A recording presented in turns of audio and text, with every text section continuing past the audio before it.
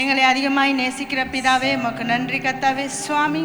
அப்பா ராஜனே, நீர் கொடுத்திருக்கிற இந்த புதிய நாளுக்காய் நாங்கள் நன்றி செலுத்துகிறோம் ஆண்டவரே. இன்றைய நாளிலும் கர்த்தாவே சுவாமி, இந்த ஆராதனையை உமது கரத்தில் ஒப்பு கொடுக்கிறோம் ராஜா. இந்த ஆராதனையிலும் கர்த்தாவே சுவாமி, நாங்கள் சுயாதீனமாக தொழுது கொள்ள எங்களுக்கு உதவி செய்யுங்க சுவாமி. அப்பா ராஜனே, உங்களுடைய கிருபையினாலே எங்களை வழி நடத்துங்க ராஜா. ஆண்டவரே, இந்த இடத்துல ஆண்டவரே நாங்கள் துதிக்க ஜெபிக்க கர்த்தாவே சுவாமி உற்சாகமாய் காரியங்களை செய்ய எங்களுக்கு உதவி செய்யுங்க சுவாமி. ஆண்டவரே, நாங்கள் என்ன துக்கங்கள் வேதனைகள் ஆண்டவரே துன்பத்தோடு வந்திருந்தாலும் கூட கர்த்தாவே சுவாமி, அதை ஒரு புறமாக வைத்து விட்டு கர்த்தாவே சுவாமி, இந்த இடத்துல சந்தோஷ சமாதானமாக கர்த்தாவே உங்களை தொழுது கொள்ள எங்களுக்கு உதவி செய்யுங்க சுவாமி. ஆண்டவரே, நீ நல்லவர், மகத்துவமானவர் ராஜா. ஆண்டவரே, இந்த இடத்துல எங்களுக்கு ஒரு அற்புதத்தை நீர் செய்வீர் என்று நாங்கள் விசுவாசிக்கிறோம் ராஜனே. ஆண்டவரே சுவாமி, முன்னின்று ஆண்டவரே ஊழியம் செய்கிற இந்த பிள்ளைகளை நீங்கள் ஆசீர்வதிங்க ஆண்டவரே. பாடல்களை சரியான விதத்தில் பாட கர்த்தாவே நீங்கள் உதவி செய்யுங்க ராஜா. ஆண்டவரே, இந்த இடத்துல நாங்கள் வந்த வண்ணமாய் போகாதபடிக்கு கர்த்தாவே சுவாமி, ஆண்டவரே நாங்கள் எதையாகிலும் பெற்றுக்கொள்ள எங்களுக்கு உதவி செய்யுங்க சுவாமி. ஆண்டவரே, வருகிறவர்கள் ஆண்டவரே வெகு சீக்கிரமாக ஆண்டவரே இந்த ஆராதனைக்கு வர நீங்கள் உதவி செய்யுங்க ராஜனே. எல்லாவற்றையும் உமது கரத்தில் தந்து ஜெபம் கேட்கிறேன் நல்ல பிதாவே, ஆமேன்.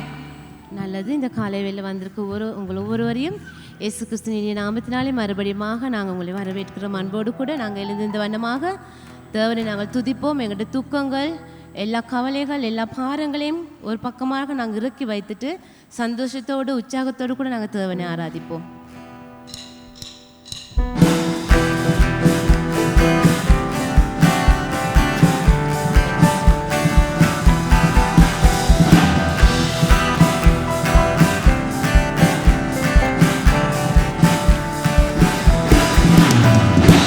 ஆராதனை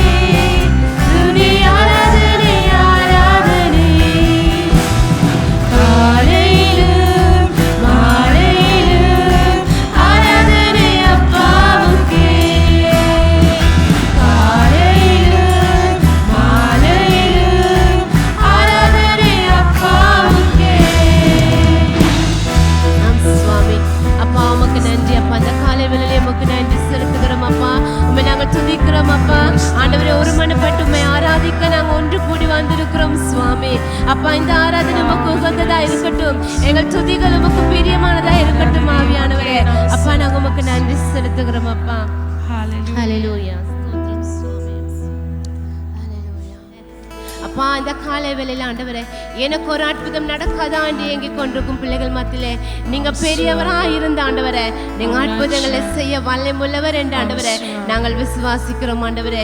நீங்க விடுவிக்க வல்லமுள்ள தேவன் ஆண்டவரே, நீங்க விடுவிக்க வல்லமுள்ள தேவன் ஆண்டவரே, சமாதானத்தை கொடுக்க வல்லமுள்ள தேவன் நீங்க சுவாமி, கண்ணீரை துடைக்க வல்லமுள்ள தேவன் நீங்க சுவாமி.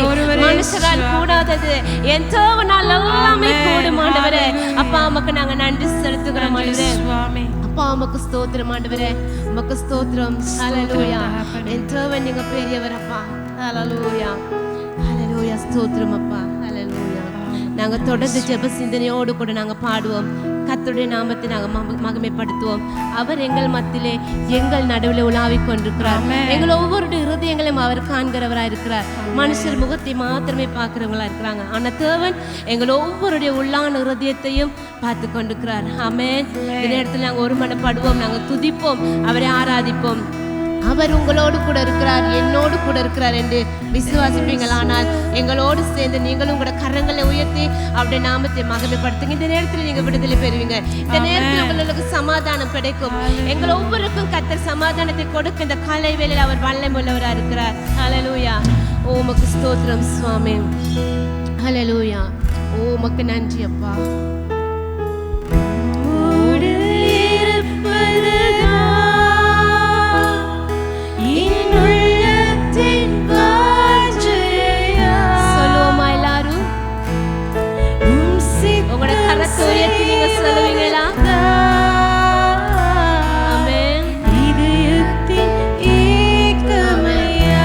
அவரை நோக்கி சொல்லுவோமா?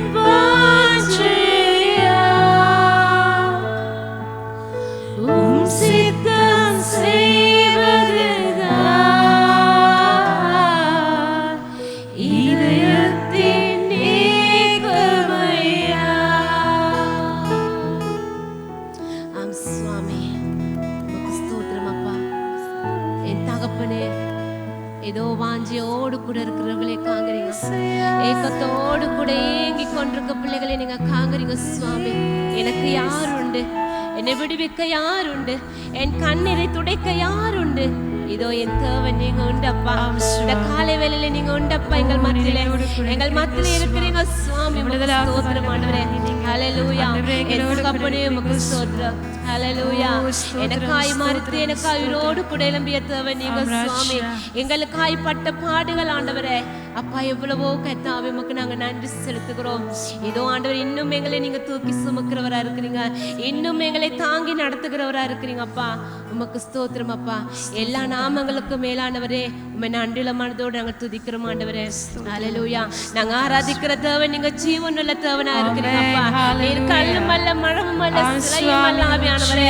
எங்கள் மத்தியில ஜீவிக்கிற ஜீவனுள்ள தேவனா இருக்கிறீங்க ஆண்டவரே. இன்றைக்கும் எங்களோடு கூட வாசம் பண்ணுகிறீங்க ஆண்டவரே. இன்றைக்கும் எங்கள் மத்தியில எங்கள் உள்ளங்களிலே வாசம் பண்ணி கொண்டிருக்கிறவர் நீங்க சுவாமி. ஒவ்வொரு பிள்ளைகள் மத்தியிலும் நீங்க இறங்குற தேவனா இருக்கிறீங்க. ஒவ்வொரு பிள்ளைகளுடைய இருதயங்களை நீங்க காண்கிற தேவனா இருக்கிறீங்க ஆண்டவரே. எனக்காக மட்டுமல்லப்பா எங்க எல்லாருக்காகவும் மரித்தவர் நீங்க ஆண்டவரே. எனக்காக மட்டுமல்லப்பா எங்க எல்லாருக்காகவும் நீங்க கஸ்தியடிகள் பட்டவர் ஆண்டவரே. அப்பா எனக்காக மட்டுமல்ல எங்கள் ஒவ்வொருக்காக நீங்க முள்முடி சூட்டப்பட்டவர் அப்பா. உமக்கு நான் நன்றி செலுத்தினப்பா. என்னுடைய பாவங்களுக்காக, எங்களுடைய பாவங்களுக்காக, எங்களுடைய மீறுதலுக்காக, எங்களுடைய அக்கிரமங்களுக்காக அப்பா நீங்க மரித்தீங்க ஆண்டவரே. ஆண்டவரே நீர் எனக்காய் மீண்டும் உயிரோடு கூட எழும்பினவர்.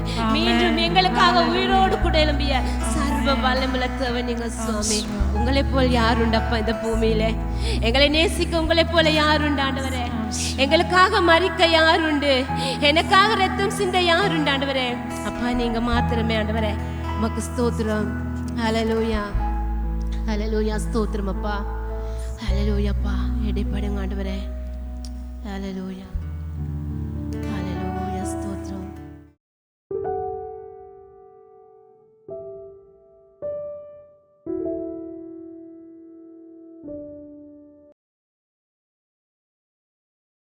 ஹல்லேலூயா. உங்களுடைய கரங்களை உயர்த்த வண்ணமாக இந்த வேளையிலே நாம் இயேசுடைய அந்த சிலுவையின் அண்டைக்கு வருவோமாக. அவருடைய பாடுகளை நினைத்து அவர் எனக்காக மரித்தார். என்னுடைய வேதனைகளை அவர் சுமந்தார். நான் பட வேண்டிய எல்லா பாடுகளும் துன்பங்களும் துயரங்களும் வேதனைகளும் தண்டனைகளையும் அவர் அனுபவித்து எனக்கு தந்த விடுதலையை நோக்கி நாங்கள் எல்லாருமாக கரங்களை உயர்த்தி தேவனை பார்த்து பரலோக ராஜனுக்கு நன்றி செலுத்துவோமா? ஹல்லேலூயா. எனக்கு கொடுத்த விடுதலைக்காக நன்றி செலுத்துவோமா? ஹல்லேலூயா. உங்களுடைய வாய்களை திறந்து நன்றி செலுத்துங்கள். கர்த்தாவே உம்முடைய இரத்தத்தினாலே என்னை கழுவி சுத்திகரித்து என் பாவ அழுக்குகள் எல்லாத்தையும் சுவாமி நீர் சுமந்து எனக்கு தந்த விடுதலைக்காக நன்றி. பரலோக ராஜ்யத்தின் எனக்காக கதவை திறந்ததுக்காக நன்றி. எனக்காக உம்முடைய கிருபை அளித்ததுக்காக நன்றி. என்னுடைய பாவத்தை சுமந்து என்னுடைய சாபங்களை சுமந்து புதிய பிள்ளையாக புதிய மகனாக மகளாக என்னை ஏற்றுக்கொண்டதுக்காக நன்றி ஆண்டவரே. இது வரமுடிய அன்பு மாறாமல் சுவாமி என்னை தொடர்ந்து வருவதற்காக நன்றி ஆண்டவரே. ஹல்லேலூயா. யாவருமாக நன்றி செலுத்துவோமாக.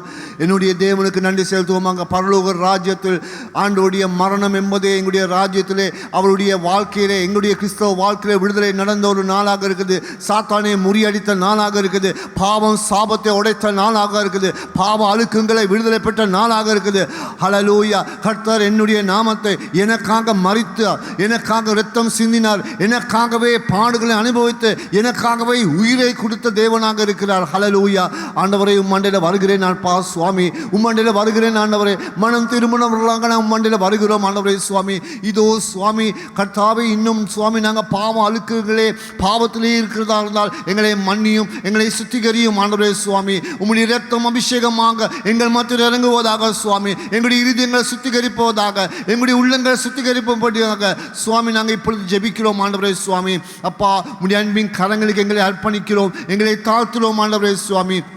நன்றி தேவனே சுவாமி. உம்முடைய ஒரே பேரான குமாரன் எங்களுக்காக அனுப்பி சுவாமி நாங்கள் கெட்டு போகாத படிக்க சுவாமி மீண்டும் ஜீவனை பெறத்தக்கதாக நீர் கொடுத்த அந்த ஸ்லாக்கியத்துக்காக நன்றி செலுத்துகிறோம் ஆண்டவரே சுவாமி. இந்த உலக போக்கில போகாமல் சுவாமி உம்முடைய நாமத்தை கொண்டே நாங்கள் ஜீவிக்கத்தக்கதாக உம்முடைய பிள்ளைகளாக எங்களை ஏற்றுக்கொண்டதுக்காக நன்றி ஆண்டவரே சுவாமி.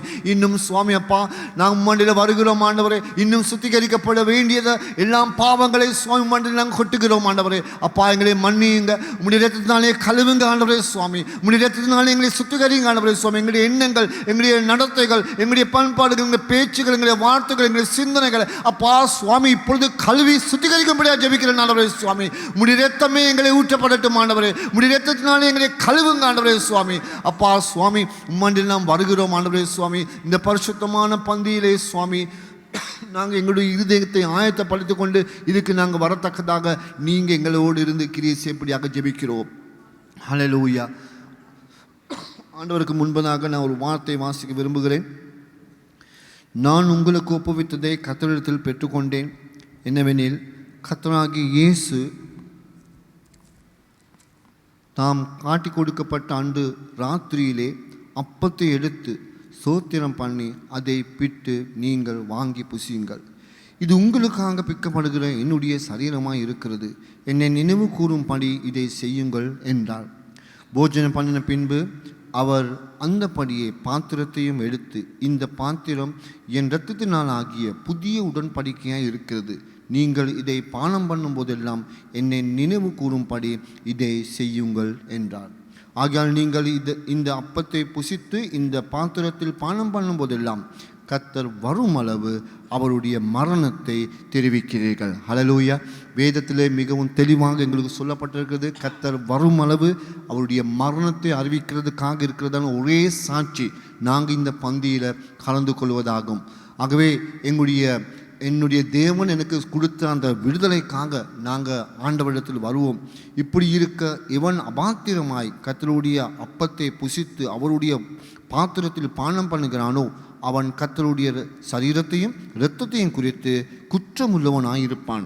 எந்த மனுஷனும் தன்னைத்தானே சோதித்தறிந்து இந்த அப்பத்தை புசித்து இந்த பாத்திரத்தில் பானம் பண்ண கடவுள். என்னென்ன அபாத்திரமாய் போஜனம் பண்ணுகிறவன் கர்த்தருடைய சரீரம் இன்னதென்று நிதானித்து அறியாததினால் தனக்கு ஆக்கினை தீர்ப்பு வரும்படி போஜனம் பண்ணுகிறான். இது நிமித்தம் உங்களில் அநேகர் பலவீனரும் வியாதி உள்ளவருமாயிருக்கிறீர்கள். அநேகர் நித்திரையும் அடைந்திருக்கிறார்கள்.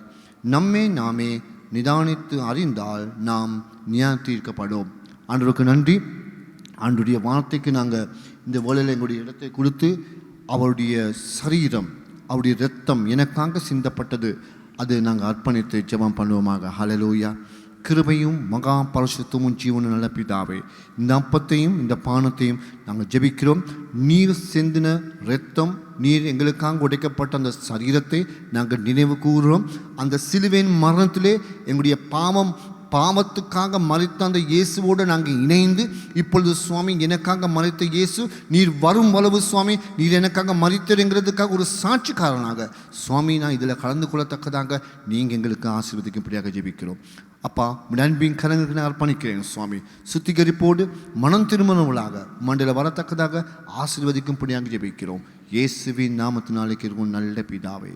ஆமேன் ஆமேன். நாம் உங்கள் அனைவரையும் அழைக்கிறோம். நன்றி. அமர்ந்து நாங்கள் ஜெபத்திலே தரித்திருப்போம். இயேசு கிறிஸ்துவை உங்களுடைய சொந்த இரட்சகராக நீங்கள் ஏற்றுக்கொண்டு அவருக்கு உங்களுடைய வாழ்க்கை அர்ப்பணித்து அவருடைய பாதையில் நீங்கள் நடக்க விரும்புகிறதா இருந்தால் என்றால் உங்களை நாங்கள் அழைக்கிறோம் இந்த பந்தியில் கலந்து கொள்ளும்படியாக. அப்படி இல்லை என்றால் இன்னும் உங்களுடைய இருதயத்தில் ஏதாவது ஒரு சந்தேகம், இன்னும் இயேசுக்கு உங்களுடைய வாழ்க்கை அர்ப்பணித்து வாழ்க்கை அதுபடி நடக்காவிட்டால் என்றால் நீங்கள் இதில் கலந்து கொள்ள வேண்டும் என்று நாங்கள் சொல்கிறோம். மனம் திரும்பினவர்களாக நீங்கள் இதில் கலந்து கொள்ளும்படியாக நாங்கள் உங்களை அழைக்கிறோம்.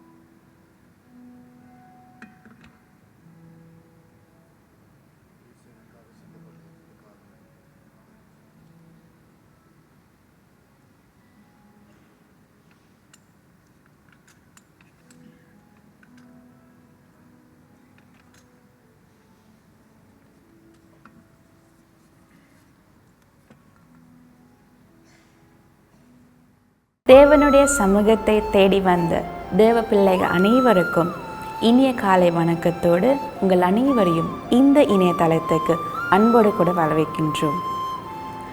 துதிகளின் மத்தியில் வாசம் செய்கிறதான நம் தேவாதி தேவனை நீங்கள் எங்கள் சபையோடு இணைந்து ஆராதித்திருப்பீர்கள் என்று நான் நம்புகிறேன்.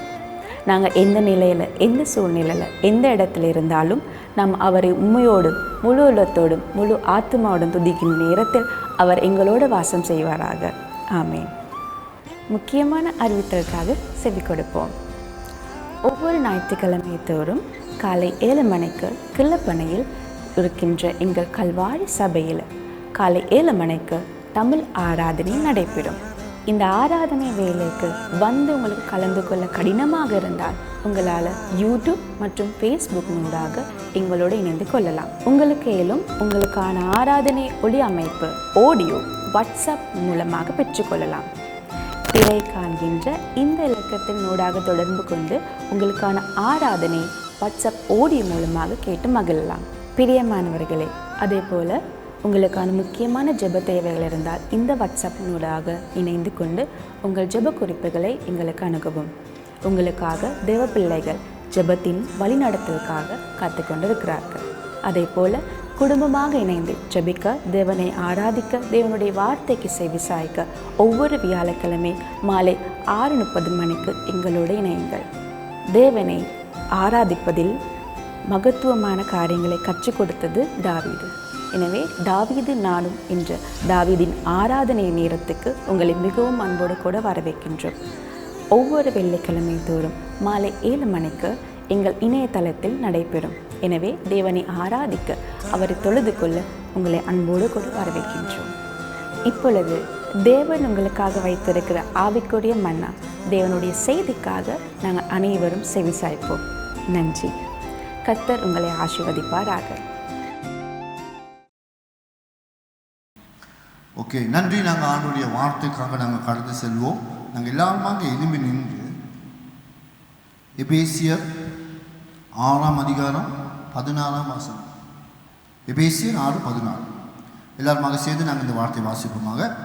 மிகவும் ஒரு அருமையான ஒரு வார்த்தை. பொல்லாங்கன் எய்யும் அக்னியஸ்திரங்களால் எல்லாம், அதாவது அவன் எங்களுக்கு எய்யும் எல்லாம் ஈட்டிகளைப் போல காரியங்கள் எல்லாத்துக்கும் அவிழ்த்து போடத்தக்கதாக தேவனுடைய விசுவாசம் என்னும் கேடகத்தை நாங்கள் பெற்றுக்கொள்ளும்படியாக, பிடித்து கொள்ளும்படியாக ஆண்டவர் எங்களிடத்தில் கேட்கிறார். நாங்கள் ஜெபம் பண்ணுவாங்க. இந்த வார்த்தை கூட ஆண்டவர் இதயத்தை பேசும்படியாக.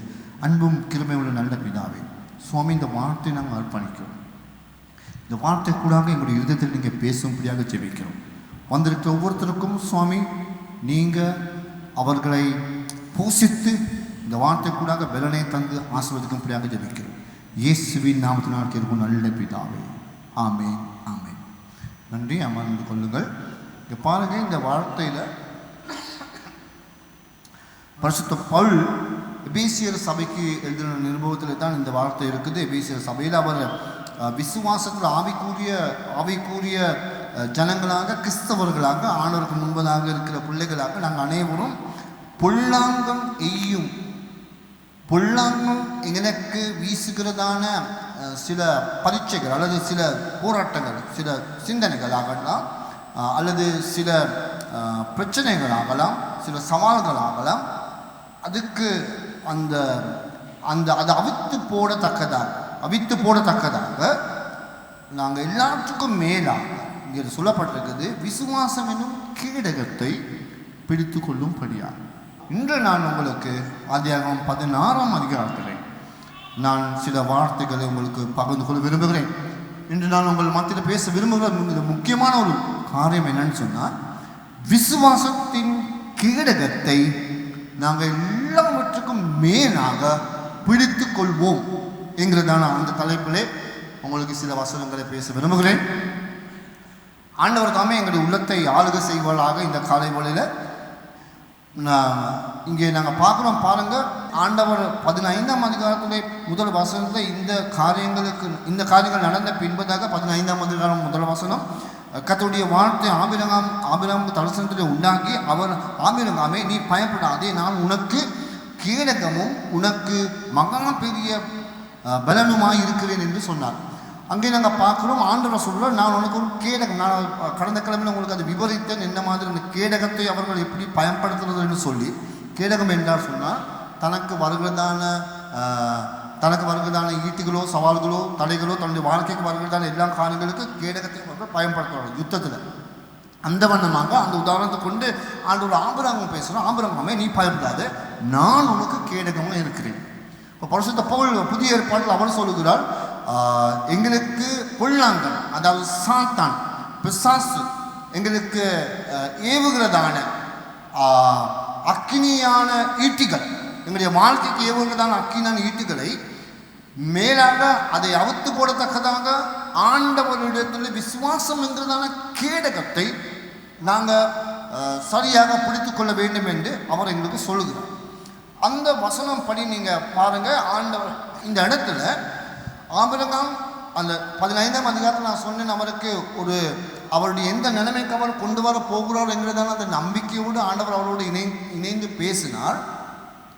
அப்புறம் அவர் அந்த ஆண்டவர் அந்த விசுவாசம் என்கிறதான அந்த கேடகத்தை ஆண்டவர் சொல்ல நான் உனக்கு கேடகமாக இருக்கிறேன் என்று சொல்லி அதை நம்பினாலும் கூட அவருடைய வாழ்க்கையில் நடக்கிற சில சம்பவங்களை பார்க்கும் பொழுது அவர் அந்த கேடகத்தை சரியாக பயன்படுத்தாத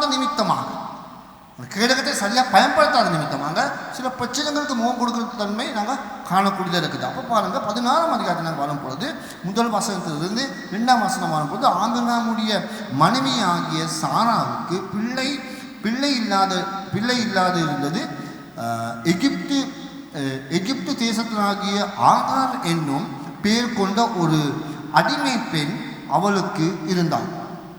சாராய் ஆபிரகாமை நோக்கி, நான் பிள்ளை பெறாத படிக்கு கர்த்தர் என் கற்பத்தை அழைத்திருக்கிறார், என் அடிமை பெண்ணோடனே சேரும், ஒருவேளை அவளால் என் வீடு கட்டப்படும் என்றார். சாராவின் வார்த்தைக்கு ஆபிரகாம் என்ன செய்தான்? செவி கொடுத்தான். இப்போ பாருங்கள், இந்த இடத்துல இந்த சம்பவத்தை குறித்து நீங்கள் பார்க்கும் பொழுது ஆதியாகமம் 15ஆம் அதிகாரத்திலே ஆண்டவர் மிக தெளிவாக அவருக்கு சொன்னார், பயப்படாதே, நான் உன்னோடு இருக்கிறேன் என்று சொல்லி, நான் உனக்கு கேடகமும் மகா பெரிய பலனுமாக இருக்கிறேன் ஆண்டவர் சொல்லி உடன்படிக்கையும் செய்தார். உடன்படிக்கை என்றால் அங்கே நாங்கள் பார்க்கிறோம், உடன்படிக்கை செய்கிறதா இருந்தால் அது நிச்சயமாகவே ஆண்டவர் சொல்றார், நான் உனக்கு சொன்னதை அந்த வாக்கு தத்தம் கண்டிப்பாக கட்டாயமாக அதை உனக்கு நிறைவேறும் என்கிறதுக்காக ஒரு உடன்படிக்கை செய்கிறார். இருவர் இடத்துல நடக்கிறதான உடன்படிக்கை. அந்த உடன்படிக்கை பார்க்கும் பொழுது மிகவும் ஒரு தெளிவான ஒரு உடன்படிக்கை குறித்து அங்கே சொல்லப்படுகிறது. அப்படி சொல்லி அதுக்கு பிறகு ஆபிரகாம் இங்கே நான் உங்களுக்கு சொன்னேன் 75 வயதிலே அவர் அழைக்கப்பட்டார். இந்த இடத்துக்கு வரும் பொழுது 16ஆம் அதிகாரத்துக்கு வரும் பொழுது அவருக்கு 85 வருடமாக ஆகுது. அதாவது அவருடைய இங்கே கானான் தேசத்தில் இவர் குடியிருக்கிற இடத்துலேருந்து 10 வருஷமாக இவர் காத்து கொண்டிருக்கிறார். ஆண்டவரிடத்தில் விசுவாசமாக காத்து கொண்டிருக்கிறார். ஆண்டுடைய வாக்கு தத்தம் நிறைவேறும் சொல்லி நடுவில் ஆண்டவர் சொல்லுகிறார், பயப்படாது, நான் உன்னோடு இருக்கிறேன் என்று சொல்லியும் கூட இவர் அந்த உடன்படிக்கையை செய்து, அதாவது ஆண்டவரிடத்துடைய அந்த நிச்சயமான ஒரு உடன்படிக்கையை செய்து ஆண்டவர்களை தைரியப்படுத்தி வரும்போது வீட்டுக்கு வரும்போது, அதாவது வீட்டில் அவங்களுடைய குடும்பத்தில் சம்பாஷணை ஒன்று நடக்கிறது. என்னன்னு சொன்னால், சாராள் அவளுக்கு ஒரு யோசனை கொண்டு வருகிறார் ஆபிரகாமுக்கு. இது வெளியரங்கமான தோட்டத்திலே நாங்கள் பார்க்கும் பொழுது அங்கே பெரிய ஒரு பிரச்சனை இல்லை. சாதாரணமாக ஒரு எஜமான் அல்லது ஒரு ஒரு ஒரு ஒரு கோத்திரத்தில் ஒரு எஜமானாக இருக்கிறதா என்றால் அவனுக்கு உரிமையாளர் யாராகிலும் இல்லை என்றால் தனக்கு ஒரு மனைவியாக பெற்றுக்கொள்ளத்தக்கதாக சம்பிரதாயத்தில், அதாவது அந்த அந்த சமுதாயத்தில் ஒரு திட்டம் உண்டு. உரிமையாளர் யாரும் இல்லாட்டி என்றால் அவனுக்கு ஒரு பிள்ளை தத்தெடுத்து அல்லது இன்னொரு மனைவியை முடித்து கொண்டு அதுவும் கூட பிள்ளை பெற்று அந்த பிள்ளையை உரிமையாளராக காண்பிக்கலாம். அதுவும் சம்பிரதாய ரீதியாக நடக்கிறதான ஒரு சம்பவம். இது வெளியரங்கமான தோட்டத்திலே அந்த காரியத்துக்கு ஆபிரகாம் முகம் கொடுக்கிறார் என்று சொன்னான். அவன் சொன்ன சாராவுடைய யோசனைக்கு ஆபிரகாம் செவி சாய்த்தான், செவி கொடுத்தான் என்று சொல்லப்படும் போது அது ஒரு சம்பிரதாயத்தில் நடக்கிற ஒரு சம்பவம். பார்த்தால் அது பார்வைக்கு ஒரு தப்பான ரீதியாக விளங்காது. பார்வையில் அது ஒரு பெரிய ஒரு தப்பு இல்லை, ஒரு பாவம் இல்லை. பார்வைக்கு அது ஒரு சாதாரணமான விஷயமாக தோணலாம். ஏன் சொன்னால் மனைவியே தன்னுடைய கணவனுக்கு இப்படி ஒரு யோசனை கொடுக்கிறார். ஆனால் அதுக்கு முதல் நாங்கள் பார்க்கிறோம், ஆபிரகாம் இந்த நேரத்தில் அவன் தெரிஞ்சு கொள்ள வேண்டியதாக இருக்கிற மிக முக்கியமான காரணம் என்னன்னு சொன்னால், ஆண்டவரிடத்தில் ஆண்டவர் சொன்னார், உண்மையாகவே உன் குடும்பத்தில் உனக்கு சார்பாக உன்னுடைய உரிமையான உன்னுடைய மகன் தான் உரிமையானதாக போகிறான்னு சொல்லி உடன்படிக்கை நிச்சயமாக செய்த பிறகு இப்படி வந்து வீட்டுக்கு வரும்போது அந்த வீட்டில் தன்னுடைய குடும்பத்தில் ஒரு சம்பாஷணை நடக்கும்போது இப்படி ஒரு யோசனை, இப்படி ஒரு ஐடியா உண்டு வருது, இப்படி செஞ்சால் நல்லமே, அப்போ அவன் என்னுடைய வீட்டுக்கு உரிமையானதாகுவான் என்று சொல்லி ஒரு யோசனை வருகிறது. பார்வையில் நல்லதாக இருந்தாலும் இது கடவுளுடைய பார்வையில் அது சரியானது கிடையாது. அது கடவுளுடைய பார்வையில் அது ஆண்டவருடைய யோசனை கிடையாது, ஆண்டவருடைய திட்டம் கிடையாது, ஆண்டவருடைய வழி அது இல்லை. பார்வைக்கு நல்லா தான் இருக்குது, அவ்வளோ பெரிய ஒரு பிரச்சனையும் இல்லை. குடும்ப சம்பாஷணைகள்ல சில நேரம் நாங்கள் எடுக்கிற யோசனைகள், நாங்கள் எடுக்கிற தீர்மானங்கள் எங்களுடைய பார்வைக்கு அவ்வளோ அது பெரிய பிரச்சனையாக இருக்காது என்று நாங்கள் யோசிக்கலாம். ஆனால் கடவுளுடைய பார்வையில் இது சாத்தான் இடத்துல வருகிறதான ஒரு ஈட்டி, ஆபிரகாமுடைய விசுவாசத்தை உடைக்கத்தக்கதாக வருகிறதான ஈட்டி. ஆனால் இந்த இடத்துல விசுவாசத்தின் தந்தையாக இருக்கிற நாங்கள் அனைவரும் என்ன செய்ய வேண்டும் என்று சொன்னால், அங்கே விசுவாசம் என்கிறதான கேடகத்தை சரியாக பற்றிக் கொள்ளுகிறவர்களாக பிடித்துக் கொள்ளுகிறவர்களாக காணப்பட வேண்டியதாக இருக்கு. இந்த சமுதாயத்திலே சில விஷயங்கள் தேவதூதர்களைப் போல எங்களுக்கு நடக்கலாம். சில சம்பிரதாயங்கள், முறைகள், சில கலாச்சாரங்கள் எங்களுக்கு அது பெருசாக விளங்காது. இது பெரிய தப்பில்லை, இது பெரிய ஒரு காரியம் இல்லை என்று சொல்லி எங்களுக்கு பெருசாக விளங்காது. ஆனாலும் பிரியமானவர்களே, நான் உங்களுக்கு சொல்ல விரும்புகிறேன், கிறிஸ்தவர்களாக இருக்கிற எங்களுக்கு கர்த்தர் என்னோடு இருக்கிறார் என்று சொன்னால், எனக்கு விரோதமாக வருகிறதான எனக்கு அந்த சவால் மத்தியில் வருகிறதான சில வழிகள், இந்த வழி இதுதான் போக்கு, இதுதான் தீர்வு, இப்படி செஞ்சால் தான் நல்லோம், இப்படி செஞ்சால் தான் நல்லோம், இப்படி செஞ்சால் நல்லோம்னு சொல்லி பல யோசனைகள் எங்களுக்கு முன்பதாக எங்களை முறியடிக்கத்தக்கதாக சில காரியங்கள் நடக்கலாம். ஆனால் நான் சொல்ல விரும்புகிறேன், இந்த நேரத்தில் ஆபிரகாம் அந்த விசுவாசத்தை பயன்படுத்தினானா அல்லது அந்த கேடகத்தை பயன்படுத்தினானா? அவன் என்ன செய்தான்? உண்மையிலே அந்த கேடகத்தை பயன்படுத்தினான். ஒரு மனசோர்வு எங்களுக்கு விரோதமாக வருகிறது. பாருங்க நம்முடைய வாழ்க்கை எப்படி இருக்குதுன்னு சொல்லி எல்லாரும் உங்களை பார்த்து ஏதோ சொல்றாங்கன்னு சொல்லும் பொழுது அப்படியே நாங்கள் உடங்கி அப்படியே நாங்கள் விழுந்து போகிற நிலைமைக்கு வருவோம். ஆனால் கர்த்தருக்கு முன்பதாக நான் சொல்ல விரும்புகிறேன், அவர் என்னோடு இருக்கிறார், பயப்படாதே என்று சொல்லும் பொழுது அது உண்மை உள்ள ஒரு வார்த்தை. ஹல்லேலூயா, அது ஜீவன் உள்ள வார்த்தை. யார் எப்படி இந்த நிலைமை எப்படி மாறினாலும், எனக்கு பொருளாதார வீழ்ச்சி எப்படி வந்தால், நான் போன கிழமை உங்களுக்கு சொன்னேன், எந்த தடைகள் என்னுடைய வாழ்க்கையில் வந்தாலும் நான் அசையாமல் நிற்கக்கூடிய விசுவாசத்தில் நிற்கக்கூடிய தன்மை எனக்கு உண்டு. ஏன்னு சொன்னால் என்னுடைய தேவன் எனக்கு கேடகமாக இருக்கிறார். ஹல்லேலூயா, அந்த தேவன் உங்களுடைய வாழ்க்கையிலையும் உங்களுடைய குடும்பத்திலையும் அவர் கேடகமாக இருக்கிறார் என்பதை நாம் விசுவாசிக்கிறீங்க. ஹல்லேலூயா, ஆமென். விசுவாசிக்கிறீங்களா? ஆமென், ஹல்லேலூயா. ஆகவே நாங்கள் மனம் கசங்கி போய் மனம் சோர்ந்து போய் அல்லது எங்களுடைய வாழ்க்கையில் வேதனைப்பட வேண்டிய தேவைகள் கிடையாது. ஏன்னு சொன்னால் எங்களுக்கு தேவன் என்னோடு இருக்கிறார். எந்த நிலைமைக்கு தள்ளப்பட்டாலும், எந்த சூழ்நிலைக்கு நான் தள்ளப்பட்டாலும், நான் வாழ்கிறதான வாழ்க்கையில் நான் அறிந்து கொள்ள வேண்டியது மிக தெளிவாக இது இந்த யோசனை வெளியரங்கமான தோட்டத்தில் நல்லதாக இருந்தாலும் கூட அது கர்த்தருடைய பார்வையில் பிரியமான ஒரு யோசனை இல்லை. அது கர்த்தருடைய பார்வையில் பிரியமான ஒரு செயல் இல்லை. அது கர்த்தருடைய பார்வையில் அவருடைய விருப்பத்தை நிறைவேற்றதான ஒரு செயல் இல்லை. 3ஆம் வசனத்தை பாருங்க. ஆபிரகாம் கானான் தேசத்தில் 10 வருஷம், அதாவது 25 வயசுல வந்தாலே 10 வருஷமாவது 85 வயசுல குடியிருந்த பின்பு ஆபிரகாமின் மனைவியாகிய சாராய் எகிப்து தன் அடிமை பெண்ணாகிய ஆகாரை அழைத்து அவனை தன் புருஷனாகிய ஆபிரகாமுக்கு மனைவியாட்டியாக கொடுத்தாள். அவன் ஆகாரோடே சேர்ந்த போது அவள் கர்ப்பத்தளித்தாள். அவள் தன் கர்ப்பவதியானதை கண்டபோது தன் நாச்சியாரை அற்பமாக எண்ணினாள். இந்த பாருங்க இப்போ என்ன நடக்குதுன்னு சொல்லி, இந்த குடும்பத்தில் தேவையா இதெல்லாம் தேவையானதா இது நடந்திருக்குது. இப்போ பாருங்க, இந்த ஆகார் வந்து ஒரு அந்நிய மதத்தை சேர்ந்த ஒரு பெண். சரியா? ஆபிரகாம் என்ன செய்தால், திருமணம் முடிச்சிட்டாள். திருமணம் முடிச்சு இப்போ பிள்ளை பிறக்க இருக்குது. அதுக்காகத்தான் அவங்க அந்த தீர்மானத்தோடு தான் அவங்க வந்தார்கள். ஒரு பிள்ளை பிறக்க இருக்குது. இப்போ இந்த மனைவி இப்போ என்ன செய்யறா, இவள் பிள்ளை பிறக்க இருக்குதுன்னு சொல்லி தெரிஞ்சு கொண்ட பின்பு தன்னுடைய நாட்டியாரை, தன்னுடைய எஜமானியை சாராளை அவள் என்ன செய்தாள், அற்பமாக எண்ணினாள். இதுதான் இந்த உலகத்தில் நடக்கிற சம்பவம்.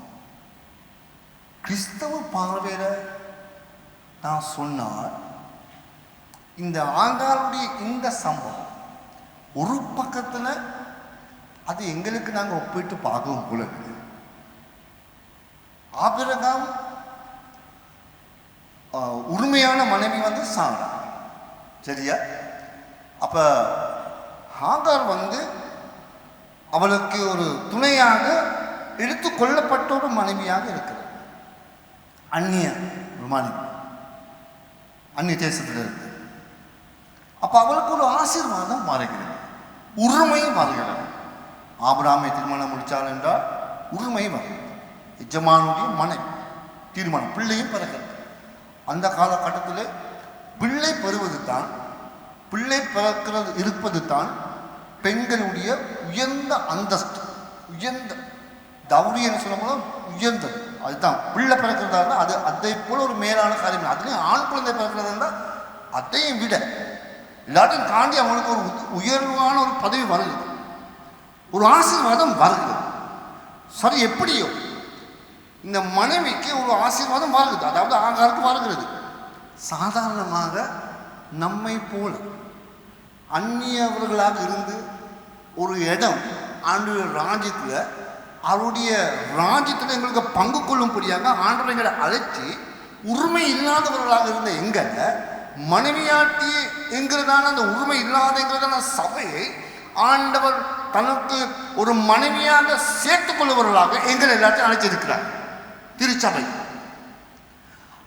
அப்படி வந்த பிறகு அவருடைய கிருபையால், அவருடைய ஆசீர்வாதத்தோடு ஒரு வரம் கிடைக்குது, ஒரு நல்ல பதவி கிடைக்குது, தலைமைத்துவம் கிடைக்குது, ஊழியம் கிடைக்குது, அல்லது ஆண்டவர் உயர்த்துறார். ஆண்டவருடைய ஆசீர்வாதம் எங்களுக்கு வருகிறது. ஆண்டவருடைய ஆசீர்வாதம் அல்லது ஆண்டவருடைய கிருபை ஆகாருக்கு மேலாக வருகிறது. ஆபிரகாமோடு ஆபிரகாம் நிமித்தமாக வந்த பிறகு இவருக்கு என்ன நடக்குது? ஆசீர்வாதம் வந்த பிறகு என்ன நடக்குது? தலை வீங்குது. சபையில் நாங்கள் சாதாரணமாக வருவோம், ஆண்டவரை அறியாமல் வருவோம். கொஞ்ச காலம் போன பிறகு ஆண்டவர் எங்களோடு இணைக்கப்பட்டு ஏதாவது ஒரு ஊழியத்தில் ஆண்டவர் எங்களுக்கு ஒரு பங்கு கொடுக்கிறார். தலைமைத்துவம் என்கிற லீடர்ஷிப் ஒரு வருது. லீடர்ஷிப் இதுதான், ஷிப் தான் பெரிய பிரச்சனை இருக்குது. இந்த லீடர் தான் பெரிய பிரச்சனை. லீடர்ஷிப் வந்த உடனே என்ன நடக்கும்? இந்த உலகத்திலே நடக்குது, பெரிய விஷயங்கள் நடக்குது, உலகத்திலே நடக்குது. எங்கேயோ இருந்தவங்களை ஒரு தலைமைத்துவத்துக்கு கொண்டு வந்த உடனே பைத்தியம் பிடிக்குது. வல்லமை கிடைச்ச உடனே பைத்தியம் பிடிக்குது. எங்கேயாவது ஓடி போற ஒரு பெசாசை துரத்தின உடனே இவரு கொஞ்சம் மேலே வந்துடுவார், தலை வீங்கிடும். எங்களுடைய பெரிய இந்த கதவு வந்து பெரிய கதவாக இருக்கிறதுனால நல்லம், சாதாரணமாக போகலாம். இந்த ஜம்மோட கூட தெய்வம் சின்ன கதவு இருக்குது. அங்கிருந்து உள்ள வந்தவங்க தலைமைத்துவம் கொடுத்த பிறகு ஓகே தலை படுது, ஹெல்மெட் போடு, வீங்கிடும். இவன் என்ன செய்யறான்? தன்னுடைய எஜமானியை அற்பமாக எண்ணுறான். பாருமே, ஆண்டவர் எனக்கு மட்டும் தான் கொடுத்துருக்கான் பிள்ளை பாக்கியம், எனக்கு மட்டும் தான் லீடர்ஷிப், உனக்கு எங்க? நீ பெரிய எஜமானியா இருந்ததுக்கு என்ன வேலை? உனக்கு என்ன வேலை? நீ ஒரு மலடி, உனக்கு ஒன்றும் இல்லை. நான் தான் இப்ப நான் தான் எஜமானி ஆக போறேன், என்னுடைய மகன் தான் வீட்டில் உரிமையாளர் ஆக போகிறான் என்கிறதெல்லாம் தலக்கணம் வந்துட்டு, மேட்டுமே வந்துட்டு.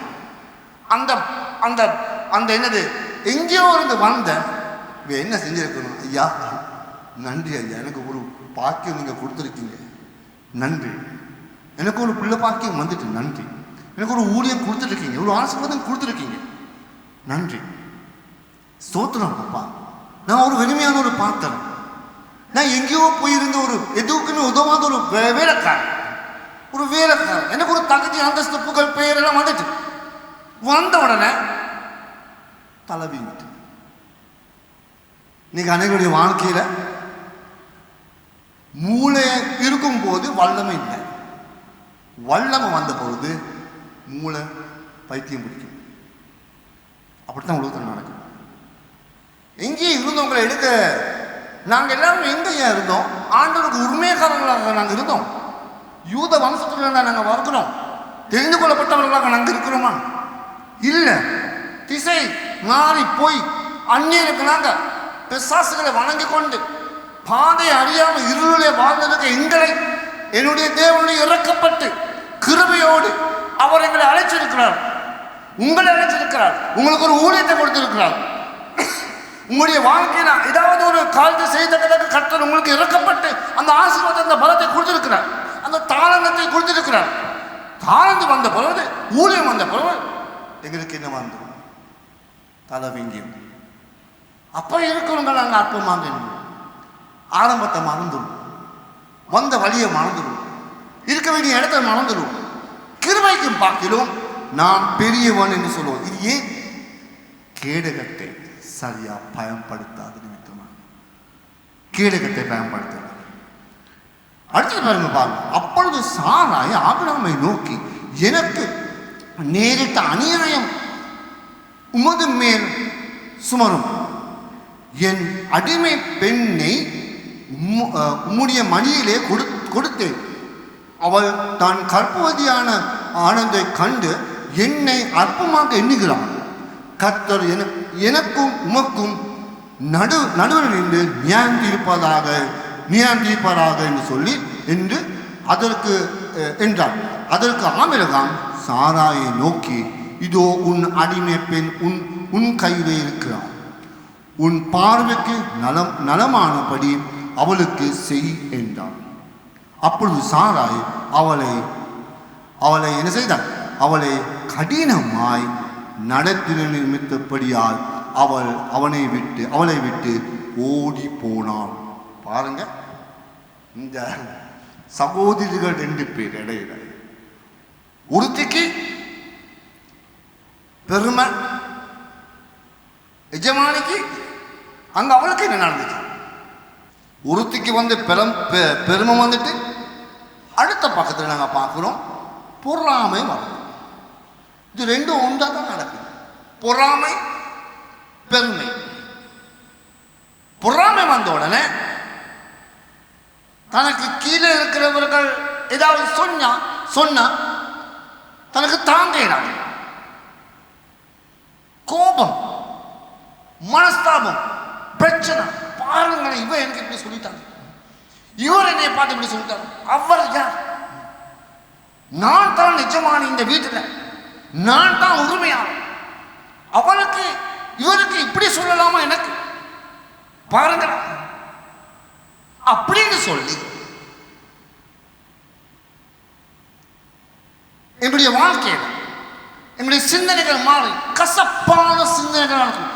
நல்லா தானே இருந்தார்கள். ஆண்டவர் விட்டு போயிட்டாரா? ஆண்டவர் அங்கே இல்லாமல் இருக்கிறாரா? கோபத்தில் இப்ப இருக்கிறாங்க. ஆண்டவரை பணிந்து கொண்டு மனதில் போராட்டங்கள். ஏன் இது? பெருமைகள் வாழ்க்கையில் பொறாமைகளும் ஒன்றிணைக்கும் பொழுது தேவனுடைய ஊழியத்தை கட்டியெழுப்ப முடியாது. தேவனுடைய ஊழியத்தை கட்டியெழுப்ப முடியாது. எஜமானி சில நேரம் அவன் சொல்லியிருக்கலாம், கர்த்தர் உனக்கு ஏதோ ஒரு ஆசீர்வாதத்தை கொடுத்துருக்கிறான், நன்றி, நீ எனக்கு எது சொன்னாலும் பரவாயில்ல, ஆண்டவர் உனக்கு நன்மை செய்வான். நீ என்னைய பாஸ் பண்ணி என்னைய பிரேக் பண்ணி நீ முன்னுக்கு போனாலும் பரவாயில்ல, உன் ஊழியத்தில் நீ நல்லா இரு. ஆசீர்வதிக்கணுமா இல்லையா? என்ன செய்கிறார் இவர்? பாஸ்டர் சாரா என்ன செய்கிறாரு? கழுத்தை நெருக்க பார்க்கிறார். வீட்டிலிருந்து ஓடி போகத்தக்க அவளை அவள் துன்புறுத்தாள். இதுதான் இன்னைக்கு அநேக தேவனுடைய ராஜ்யத்தில் கூட நடக்கிறது. சபையில தான் இப்படி நடக்கிறது. இது நடக்கும் பொழுது பேதங்கள் வரலாம், பொறாமைகள் வரலாம், கசப்புகள் வரலாம்.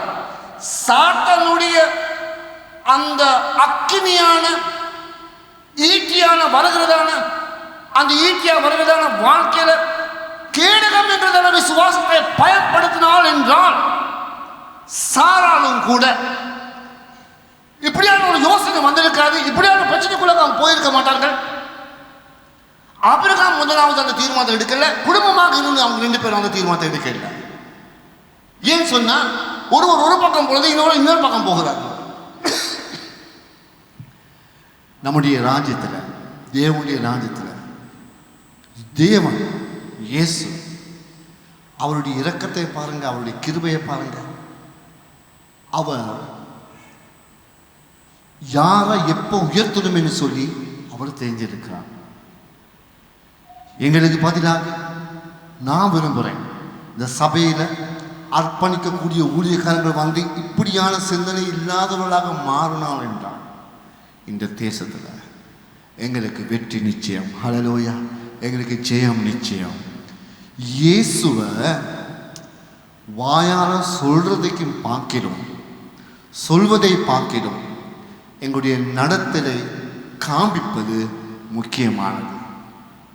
இயேசுவை நீங்கள் ஒரு எஜமானியாக இருக்கலாம், உங்களுடைய வீட்டில் ஒரு தலைமைத்துவத்தை நீங்கள் சுமக்கிறதா இருக்கலாம். அதில் உங்களுக்கு கீழே இருக்கிறவங்க நீங்கள் எப்படி பார்க்குறீர்கள்? உங்களை விட தாளந்துகள் வரங்கள் உங்களை விட அவங்களுக்கு இருக்கிறதா இருந்தால் அவர்கள் காரியங்கள் செய்யும் பொழுது அது ஆசையாக பார்த்து ஆண்டவருக்கு நன்றி செலுத்தி அவர்களை உற்சாகப்படுத்துறதை விட அவர்களை நீங்கள் பிடிச்சி இது உங்களால் செய்ய முடியாது, இது இப்படித்தான் அப்படித்தான் சொல்லி இறுக்கி அவர்களை இல்லாமல் அங்கே பார்க்குறீங்களா? ஆண்டவரத்தில் உயர்ந்து அவனுடைய ஊழியத்துக்கு கை கொடுக்க பார்க்குறீங்களா? எது உங்களுடைய வாழ்க்கையில் நடக்குது? பொறாமை வந்தால் என்றால் என்னோட உள்ளத்தில் நிம்மதியாக வாழ முடியாது, நிம்மதியாக வாழ முடியாது. ஊழியக்காரங்களையும் கூட இன்னைக்கு சபையிலையும் கூட அநேகர் தன்னுடைய வாழ்க்கையில் இருக்கிற பிரச்சனை தான் இது. வெளியரங்கமான காரியங்கள் நல்லா செய்ய பார்ப்பாங்க, ஆனால் உள்ளத்தில் ஒரு கசப்புல ஊழியம் செய்கிறாங்க. ஊழியத்தையும் செய்கிறது கசப்பு. இப்படி செய்யக்கூடாது, இப்படி நமக்கு இருக்கக்கூடாது. பொறாமை வந்து அது ஒரு அக்கினி, அது ஒரு நரகம். அதில் விழுந்தா மனுஷன் வெளியே வர மாட்டான். அதுவும் கூட பல பிரச்சனைகள் நடக்குது. நாங்கள் ஆண்டவருடைய பிள்ளைகள். இவர் ஐயா என்ன செய்கிறார்? இப்போ உனக்குத்தானே அந்த மனைவி இருக்கிறா, உன் அடிமையை தானே, நீ உனக்கு விருப்பத்தை செய். என்னத்துக்கு இவருக்கு இப்போ இவர் என்ன மாட்டிக்கிட்டாரு, சிக்கிக்கிட்டாரு. அங்கும் இல்லை இங்கும் இல்லை, ஆகாரா சாராரா, யார் பக்கம் போவாங்க, யார் பக்கம் சாயாரு? உண்மையாக இருந்தால் என்றால், வசனத்துக்கு கீழ்ப்படி இருந்தால் என்றால், உடன்படிக்கையை நம்பி இருந்தால் என்றால், உடன்படிக்கையோடு நிச்சயமாக இருக்கிறதா என்றால், அப்பாமார்களே உங்களுடைய வாக்கு நான் சொல்ல விரும்புகிறேன். வேதாகமத்தில் இருந்து வேதாகம சத்தியத்தை அறிந்து இந்த சபைக்கு நீங்க 10 வருஷமா 30 வருஷமா 40 வருஷமா அல்லது 80 வருஷமா 50 வருஷமா வருவதெல்லாம் முக்கியமானது. இந்த வேதாகமமானது அந்த தேவன் என்னுடைய இருதயத்தில் எவ்வளவு தூரம் நான் அவரோட வளர்ந்திருக்கிறேன் என்கிறது மிக முக்கியமாக இருக்கிறது. வாழ்க்கை வருகிற போராட்டங்கள், வாழ்க்கை வருகிற சவால்கள் மத்தியில் நான் எப்படி தீர்வு காண பார்க்கிறேன், எப்படி நான் சிந்திக்கிறேன், என்னுடைய மனப்பான்மை என்று எப்படி இருக்கிறேன் என்கிறது மிக மிக முக்கியமானது. இன்று சபையில் அது காணப்படாமல் இருக்கிறது. பாவத்தில் நிறைஞ்சிருக்கிறவர்களாக காணப்படுகிறது. சண்டைகளும் சச்சரவுகளும் யுத்தங்களும் இச்சைகளை அடக்க முடியாத தன்மைகளாக சபை காணப்படுகிறது. இங்கே ஆண்டவர் அழைக்கப்பட்டவர்கள் விசுவாசத்தின் தந்தையான குடும்பத்திலும் கூட இப்படி நிலைமை நடக்கிறதா இருந்தால் எங்களுடைய வாழ்க்கையில எப்படி நடக்கலாம்? ஆகவே ஆகா வீட்டை விட்டு ஓடி போயிட்டான். எங்க போயிருப்பான்? என்னத்துக்கு போயிருப்பான்? எங்க போறதுக்கு? புள்ள கிடைக்கிறது. நிலைமையை கொஞ்சம் யோசிச்சு பாருங்க. எகிப்து தேசத்துல தான் மனைவி, எகிப்து தேசத்து பாபா கிடைக்கிறது. திருப்பி அங்க எகிப்துக்கு போகலாமா? தன்னோட வீட்டுக்கு போகலாமா? சகோதரமார்கள் அவளை ஏற்றுக்கொள்வார்களா? இல்லை, வாழை எடுத்து வெட்டிடுவாங்க. எப்படி நீ வந்தன்னு சொல்லு. ஆனா நம்முடைய தேவன் இரக்கமானவர், அன்புள்ளவர். அவர் மிகவும் பரிதாபப்படுகிறவர். அவருடைய இருதயமானது மெதுவா இருக்கிறதான ஒரு இதயமாக இருக்கிறது. ஹல்லேலூயா. அவர் இரக்கம் காட்டி அன்பு காட்டுகிறவர். பாருங்க 7ஆம் வசனம். கர்த்தருடைய தூதன் அவளை வனாந்தரத்திலே சூருக்கு போகிறதான வழி அருகே இருக்கிற நீரண்டையில் கண்டு சாராவின் அடிமை பெண்ணாகிய ஆங்காரே, எங்கே இருந்து வருகிறாய், எங்கே போகிறாய் என்று கேட்டார். அவள், நான் என் நாச்சியாராகிய சாராயை விட்டு ஓடி போகிறேன் என்றார். அப்பொழுது கர்த்தருடைய தூதன் அவர், நீ உன் நாச்சியாருடைய வீட்டுக்கு திரும்பி போய் அவள் கை கீழ் அடங்கியிரு என்றார். இந்த இடத்துல நான் காண்கிறதான மிக பெரிதான ஒரு கிருபை என்னன்னு சொன்னான். போயிட்டான், தாங்க முடியாத நிலைமையில போயிட்டான். பிரச்சனை தாங்க இயலாது, அந்த நிலைமைக்கு விழுந்துட்டாங்க. மனம் அந்த நிலைமைக்கு உடஞ்சிட்டு, மனதில் சந்தோஷமே இல்லை. சரி, ஏதோ எப்படியோ நடந்துட்டு, இன்னும் இந்த விதத்துல சரி தன்னுடைய வாழ்க்கையில ஒரு குறை நிமித்தமாக இந்த சன்னிதானத்திலிருந்து அந்த சமூகத்திலிருந்து அவளுக்கு நிற்க முடியாத நிலைமைக்கு தள்ளப்பட்டவளாக காணப்படுகிறார். மனம் அடங்கி போய் மனதில் சந்தோஷமே இல்லாம போய் அங்க போறதா இங்க போறதா என்று அலைந்து திரிகிறவர்களாக காணப்படுகிறார். தனிமையில காணப்படுகிறார், வேதனையில காணப்படுகிறார், துன்பத்தில காணப்படுகிறார். வெளியே வர முடியாத நிலைமை. எனக்கு ஏன் இப்படி நடந்ததுன்னு சொல்லி சிந்தையிலே போராடி கொண்டிருக்கிறார். எனக்கு ஏன் இப்படி எல்லாமே செய்யறாங்க, எனக்கு ஏன் இப்படி நடக்குதுன்னு சொல்லி மிதிப்பட்டு ஒதுக்கப்பட்டு தள்ளப்பட்டவளாக காணப்படுகிறார். இந்த சில நேரம் நம்முடைய வாழ்க்கை அப்படியா இருக்கலாம்.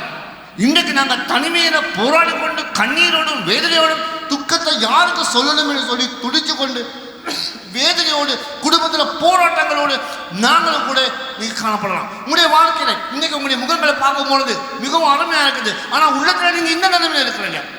இந்த நிலைமை தள்ளப்பட்டவர்களாக, விடுதலை இல்லாதவர்களாக காணப்படலாம். ஆனா கர்த்தர் என்னை காண்கிற தேவன், அவர் என்னை கைவிடாதவராக இருக்கிறார். பாவம் செய்துட்டேன், தப்பு நடந்துட்டு, ஆனாலும் கர்த்தர் என்னை பின்தொடர்ந்து வருகிறவராக இருக்கிறார். அவருடைய இரக்கத்தை பாருங்க, அவருடைய அன்பை பாருங்க. தேவதூதன் அங்கே கண்டு அவர் சொல்லி எங்கிருந்து வருகிறார், நீ யார்? அவள் சொல்லுகிறார், இப்படித்தான் நடந்த சம்பவம், இதுதான் நடந்திருக்குது. அவள் சொல்லுகிறார், நீ உடனே போ, சாரானில போய் அவளுடைய கைக்கு அடங்கியது, கைக்கு கீழே அடங்கியது, மன்னிப்பு கொடு, மன்னிப்பு பெறு. ஏன் சொன்னான்? கர்த்தர் உன்னை குறித்து பார்த்து கொண்டு இருக்கிறவராக இருக்கிறார். ஆகவே தேவதூதன் சொல்லுகிறார், அப்பொழுது கர்த்தருடைய 9ஆம் வசனம், அப்பொழுது கர்த்தருடைய தூதன் அவர், நீ உன் நாச்சியாரிடத்திற்கு திரும்பி போய் அவள் கைக்கு கீழே அடங்கியிரு. பின்னும் கர்த்தருடைய தூதன் அவன் அவளை நோக்கி, உன் சந்ததியை மிகவும் பெருக பண்ணுவேன், அது பெருகி எண்ணி முடியாத அளவுக்கு எண்ணி முடியாமல் இருக்கும் என்று சொல்லி அவள் சொல்கிறார். ஹல்லேலூயா. அவனுடைய இரக்கம் பாருங்க, நாங்கள் எவ்வளோ தான் தப்பி இன்னைக்கு முடியாது என்று சொல்லி வாழ முடியாதுன்னு சொல்லி ஓடி போகிறவா இருந்தாலும் கூட கர்த்தர் எங்களை தொடர்ந்து அவருடைய கிருபையை காமிக்கிறார். ஹல்லேலூயா. அவருடைய கிருபை இருக்குது. அதோடு இவள் என்ன செய்ய வேண்டும்? தன்னுடைய எஜமானி அண்டையில் போய் தன்னுடைய எஜமானியை பார்த்து என்னைய மன்னிச்சு கொள்ளுங்க, என்னைய தலை வீங்கிட்டு நாம் பெருமையில் உயர்ந்தது நான் மட்டும்தான் ஆசீர்வாதம் பெற்றவன் என்று நான் சொன்னேன், என்னைய மன்னிச்சு கொள்ளுங்க, என்னைய திரும்பவும் ஏற்றுக்கொள்ளுங்க என்று சொல்லும் பொழுது இரக்கம் காண்கிற தேவன், என்னை காண்கிற தேவன், ஒரு வார்த்தை நாங்கள் அவருக்கு சொல்லும் போது ஆண்டவர் என்னை மன்னித்து திரும்பவும் அவருடைய பிள்ளைகளாக ஏற்றுக்கொள்கிறவராக இருக்கிறார். ஹல்லேலூயா, ஹல்லேலூயா. இதுதான் பெரிதான கிருபை. அங்கே அதுக்கு பிறகு நடந்த சம்பவம், அதுக்கு பிறகு நாங்கள் பார்க்குறோம் 13ஆம் வசனம், மிகவும் தெளிவான ஒரு வசனம். அப்பொழுது அவள் என்னை காண்பவரே நானும் இவ்விடத்தில் கண்டேன் அல்லவா என்று சொல்லி தன்னுடனே பேசின கர்த்தருக்கு நீர் என்னை காண்கிற தேவன் என்று பேரிட்டார். ஹல்லேலூயா. என்னை காண்கிற தேவன் யார்? அவர் தான் எல் ரோய் என்கிறதான தேவன். ஹல்லேலூயா. எல்லோகி என்று நாங்கள் பாடுகிறோம். அவர் என்னை காண்கிறவராக இருக்கிறார். அம்மா அப்பா, நீங்கள் இந்த காலை வேளையில் ஐயோ என்னை யார் பார்க்குறாங்க, நான் போகிறதாங்க பாதையில் எனக்கு இரக்கம் காட்டுறதுக்கு யார் இருக்காங்கன்னு சொல்லி நாங்கள் அலைஞ்சு திரிந்து கொண்டு மனதில் துன்பத்தோடு வேதனையோடு இருக்கிறோமா? எல் ரோயாகிற என் தேவன் என்னை காண்கிறவராக இருக்கிறார். ஹல்லேலூயா. நான் எப்படிப்பட்ட நிலைமைக்கு போனாலும், மனம் கசந்து போயிருக்கிறதா இருந்தாலும் கூட, மனம் உடஞ்சி போயிருக்கிறதாலும் கூட, என்னுடைய தேவன் நான் வனாந்தரத்தில் அலைந்து திரிந்திருக்கும் பொழுது கர்த்தர் என்னை தேடி வந்தவராக இருக்கிறார். ஹல்லேலூயா. நீங்கள் கெட்டு போகாத படிக்கு, உங்களுடைய வாழ்க்கை அழிவுக்கு போகாத படிக்கு, என்னுடைய வாழ்க்கை அழிவுக்கு போகாத படிக்கு, நரகத்திலிருந்து மீட்டுக் கொள்ளத்தக்கதாக நாம் வனாந்தரத்தில் அலைந்து திரிந்தோம், இருளிலே அலைந்து திரிந்தோம், எங்க பாதைன்னு தெரியாமல் இருந்தோம். ஆனால் என்னுடைய தேவன், என்னுடைய கர்த்தர் எனக்கு இரக்கம் காட்டி, எனக்கு அன்பு காட்டி, வனாந்தரத்திலே இருளிலே அங்கே சிக்கியிருந்த சாபத்திலே சிக்கியிருந்த எங்களை பார்த்து நேசித்து அரவணைத்து மன்னிப்பு கொடுத்து அவருடைய பிள்ளைகளாக என்னை மாற்றினார். ஹல்லேலூயா. அந்த தேவன் இன்றும் என்னை காண்கிறவராக இருக்கிறார். ஹல்லேலூயா. அவருடைய கண்கள் என் மேல் இருக்கிறபடியால் தான் என்ன சவாலாகட்டும், என்ன வேதனையாகட்டும், என்ன துன்பமாகட்டும், கர்த்தர் மேல் அவருடைய இரக்கமான கண்கள், இரக்கமான பார்வை அவர் என்னை நோக்கி பார்த்து கொண்டிருக்கிறபடியால் தான் ஆகாருக்கு திரும்பவும் ஒரு வாழ்க்கை தந்தது போல ஆண்டவர் எங்களுக்கும் அந்த வாழ்க்கையை தருகிறவராக இருக்கிறார். ஹல்லேலூயா. என்ன யோசிக்கிறீங்க? உங்களுடைய வாழ்க்கையில இந்த இரக்கமான கர்த்தர் இன்றும் எங்களை பின்தொடர்கிறவராக இருக்கிறார். ஹல்லேலூயா. ஆபிரகாம் வீட்டிலே இந்த ஆகாரை வெளியே போ என்று சொல்லிட்டாரு. எஜமானி வெளியே போ, நீ உனக்கு இடம் இல்லைன்னு சொல்லிட்டாரு, ஒதுக்கிட்டாரு. ஆனால் தேவனுடைய சன்னிதானத்தில் ஆகாருக்கும் ஒரு இடம் உண்டு என்பதை தேவன் உணர்த்துகிறார். ஹல்லேலூயா. தேவன் எங்களை ஒருபோதும் ஒதுக்காதவராக இருக்கிறார். ஹல்லேலூயா. இன்றைக்கு ஐயோ நான் பாவம் செய்துட்டேனே, என்னால் முடியாதே, ஐயோ நான் எப்படி வெளியே வருவேன் என்று சொல்லுகிற உங்களை பார்த்து ஆண்டவர் சொல்கிறார், உனக்கு ஒரு வழி, உனக்கு ஒரு ஜீவன் உண்டு, உனக்கு ஒரு திரும்பவும் வாழ்வு உண்டு என்று சொல்லி பாவத்தை அறிக்கையிட்டு மனம் திரும்பி இந்த இயேசுவை நாங்கள் ஏற்றுக்கொள்கிறதா இருந்தால் அந்த இயேசு எனக்கு விடுதலை தருகிறதாக இருக்கிறார். ஹல்லேலூயா. ஆகவே நாங்கள் பார்ப்போம், இந்த காலை வேளையில் பார்த்த காரியங்கள் என்னென்னு சொன்னால், சில விஷயங்கள் எங்களுடைய வாழ்க்கையில் அந்த விசுவாசமான கேடகத்தை சரியாக பயன்படுத்துவர்களாக ஆண்டவருக்குள்ளாக இருக்கிற வார்த்தையில் இருக்கிற நிலையத்தில் இருக்கிற கிறிஸ்தவர்களுக்கு நான் சொல்ல விரும்புகிறேன். உங்களுக்கு வருகிறதான ஈட்டிகளை, எல்லா ஈட்டிகளுக்கு பிரச்சனைகளுக்கு முகம் கொடுத்து போக தேவையில்லை. விசுவாசமான கேடகத்தை, ஆண்டவர் மேல் நம்பிக்கை இருக்கிறதான கேடகத்தை பயன்படுத்துங்க. உங்களுக்கு சூறாவளி காற்று போது வருகிறதான பிரச்சனைகள், ஒரு சவாலாக வருகிறதான பிரச்சனைக்கு எதிர்த்து நிற்க என்னுடைய ஆண்டவர் எனக்கு பலனாக இருக்கிறவராக இருக்கிறார். ஹல்லேலூயா. அவர் எனக்கு பலனை தருகிறவராக இருக்கிறார். என்னுடைய குடும்பத்திலையும் என்னுடைய பின்னணியிலையும் எனக்கு சார்பாக விரோதமாக வருகிறதான எல்லா செயல்கள் காக்கத்தக்கதாக என்னுடைய ஆண்டவர் எனக்கு முன்பதாக இருக்கிறார். அதை மறந்து போகும் பொழுதே நாங்கள் பார்க்கிறோம், இது பார்வைக்கு நல்லது இருக்குன்னு சொல்லி தீர்மானம் எடுத்துடாதீங்க. கர்த்தருடைய பார்வையில் வைங்க. மற்றவங்களை சந்தோஷப்படுத்துறதுக்காக தீர்மானம் எடுத்துடாதீங்க. மற்றவங்களை சந்தோஷப்படுத்துறது, மற்றவங்களை பிரியப்படுத்துறதுக்காக நாங்களும் அப்படி செய்வோம்னு சொல்லி தீர்மானம் எடுத்துடாதீங்க. ஏன்னு சொன்னால் ஆண்டவருடைய சன்னிதானத்தில் நிச்சயமாக கர்த்தர் உங்களுக்கு இருக்கிற வெளிப்படுத்தலே நீங்கள் உறுதியாக இருக்கும் பொழுது நிச்சயமாக ஆண்டவர் எங்களுக்கு ஆசீர்வதிக்குள்ளாக இருக்கிறார். ஹல்லேலூயா. ஆகவே கர்த்தர் இறக்கப்பட்டு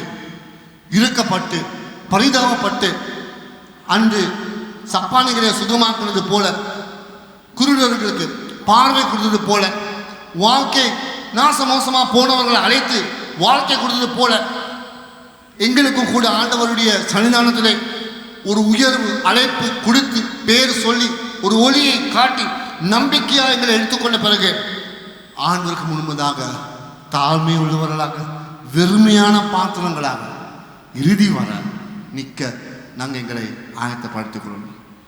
நான் எந்த இடத்துல ஒரு பொஸ்ஸாக இருந்தாலும், எஜமானியாக இருந்தாலும், எஜமானனாக இருந்தாலும், நான் ஒரு லீடராக இருந்தாலும், பாஸ்டராக இருந்தாலும், ஊழியக்காரனாக இருந்தாலும், பெரிய புகழ்பெற்ற ஒரு எவஞ்சலிஸ்டராக இருந்தாலும், பெரிய ஒரு மிஷனரியாக இருந்தாலும் கூட நான் தரையில் இருக்கிறவனாக எனக்கும் ஆண்டவருடைய கிருபையினால் வாழக்கூடிய சந்தர்ப்பம் உண்டு என்பதை உணர்ந்து மற்றவர்களை ஆசீர்வதித்தான குணம், மற்றவர்களை வெட்டி உதறி தள்ளி போடாத பாடிக்கு அவர்களை உயர்த்துறதான குணம் என்னுடைய வாழ்க்கையில் வேணும். எனக்கு என்ன காரியங்கள் செய்தாலும், எந்த நிலைமை நான் இருந்தாலும், யோசேப் தன்னுடைய வாழ்க்கையில் அவர் தீர்மானித்தார், இந்த காரிய நிமித்தமாக எனக்கு என்ன நடந்தாலும் நான் தயங்காமல் அதை ஏற்றுக்கொள்கிறேன். சிறைச்சாலையோ குழியோ பாதாளமோ அதை நான் ஏற்றுக்கொள்கிறேன். அதுக்கு மீறி வாழ்க்கையில் நான் போராட மாட்டேன். காரணம் என்னுடைய ஆண்டவர் என்னோடு இருக்கிறார் என்பதை உணர்ந்தான். ஆக தன்னுடைய வாழ்க்கையில தனக்கு இருக்கிறதான பிரச்சனை நிமித்தமாக, தனக்கு இருக்கிறதான துன்பங்கள் துயரங்கள் நிமித்தமாக உடங்கி போனாலும், வாழ்க்கை வேணாண்டு தள்ளிவிட்டு போனாலும் கூட இரக்கமான கரம் எனக்கு இன்னும் ஆண்டவர் நீட்டிக் கொண்டிருக்கிறார். ஹல்லேலூயா. இந்த காரியங்களை என்னுடைய இருதயத்தில் வைத்துக்கொண்டு கர்த்தருக்கு நாங்கள் எங்களை அர்ப்பணிப்போமா? அவருக்கு முழு உள்ளத்தோடு நாங்கள் சொல்லுவோம், ஆண்டவரே உமக்கு நான் அன்பு கூற விரும்புகிறேன். ஹல்லேலூயா. எத்தனை பேர் சொல்ல விரும்புகிறேன்? ஆண்டவரே நான் உமக்கு அன்பு கூற விரும்புகிறேன். ஆண்டவரே உடைய இரக்கம் என் மேல் தொடர்ந்து இருப்பதாக என்று சொல்லி இந்த பாடலை பாடி அன்பு கூறுவேன் என்று சொல்லி பாடி நாங்கள் ஆண்டவருக்கு எங்களை அர்ப்பணிப்போமா? ஹல்லேலூயா. ஆமென். ஹல்லேலூயா. உற்சாகத்தோடு நன்றியோடு ஆண்டவருக்கு முன்பதாக பாடலை பாடுவோமாக. ஹல்லேலூயா.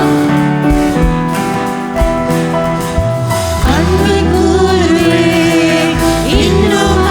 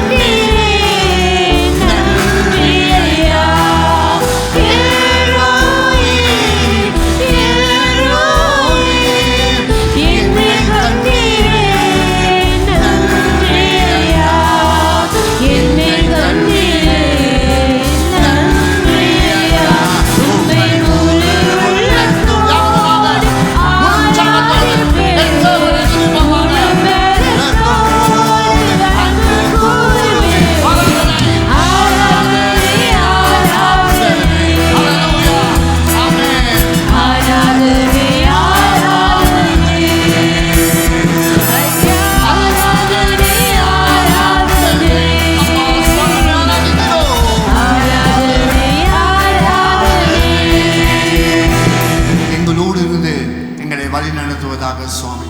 உடைய இரக்கமான கரம் அன்று நீட்டுவது போல் சுவாமி இன்றும் இருதயம் உடைந்து மனம் துயரத்தோடும் துன்பத்தோடும் வேதனையோடும் சுவாமி இருக்கிறவர்களை தேற்றி ஆற்றி நடத்தும்படியாக நான் ஜெபிக்கிறேன். அப்பா சுவாமி உகந்த பாத்திரங்களாக சுவாமி எங்களை அர்ப்பணிக்கிறோம், எங்களை தாழ்த்துறோம். நீர் கொடுத்த ஆசீர்வாதத்துக்காக நன்றி செலுத்தி முழுவத்தோடு என்னை காங்கிற எழுறோய் நன்றி செலுத்தி அவரை துதித்து ஆராதிக்கிறவங்களாக மாறத்தக்கதான கிருபை எங்களுக்கு அருளும்படியாக ஜெபிக்கிறோம். உடைய கிருபை எங்களை வழி நடத்துவதாக சுவாமி இந்த உலக எங்களை அர்ப்பணிக்கிறோம். இயேசுவின் நாமத்தில் கிருபை நல்ல பிதாவே, ஆமென். இப்பொழுது தேவனுடைய கிருபையும் குமாரனுடைய அன்பு பாசம் இரக்கம் பரிசுத்த ஆவியானுடைய வழிநடத்தலும் இன்றும் என்றும் எப்பொழுதும் எங்களோடு இருப்பதாக. ஆமென், ஆமென், ஆமென். அல்லேலூயா. கர்த்தர் உங்களை ஆசீர்வதித்து வழிநடத்துவாராக. சந்தோஷமாக போய்வாங்க. அவருடைய இரக்கமான கரம் உங்களை நீட்டி ஆண்டு வழிநடத்துவாங்க.